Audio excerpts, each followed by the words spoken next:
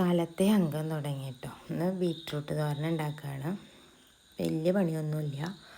ഈ ചോപ്പർ മേടിച്ച് പിന്നെ ബീറ്റ്റൂട്ട് കഴുകി അരിഞ്ഞിട്ട് കഷ്ണം കഷ്ണമാക്കിയിട്ട് ഇങ്ങോട്ട് ഇട്ടിട്ടുണ്ടെങ്കിൽ ഒരു ഒരു മിനിറ്റ് കൊണ്ട് തന്നെ ഇതിങ്ങനെ അരിഞ്ഞ് കിട്ടും കേട്ടോ.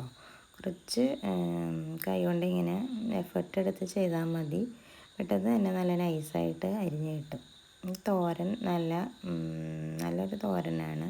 ബ്ലഡൊക്കെ ഉണ്ടായി വരാനായിട്ട് നന്നായിട്ടിരിക്കും. കുറച്ച് ചുവന്നുള്ളിയും പച്ചമുളകൊക്കെ കൂട്ടിയിട്ടാണ് ഇത് ഉണ്ടാക്കണത്.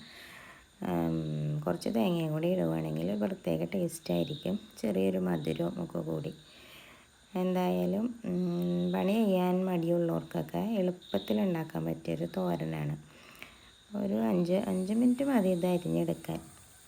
ഈ ചോപ്പറിൽ അരിയാനാണ് നല്ല സുഖം കേട്ടോ. ഇത് ബ്ലഡ് കുറവുള്ളവർക്കൊക്കെ ഈ കറി വളരെ ഗുണം ചെയ്യുന്നതാണ് പറഞ്ഞ് കേട്ടേക്കണേ. ഞാൻ നന്നായിട്ട് കഴിക്കും കേട്ടോ.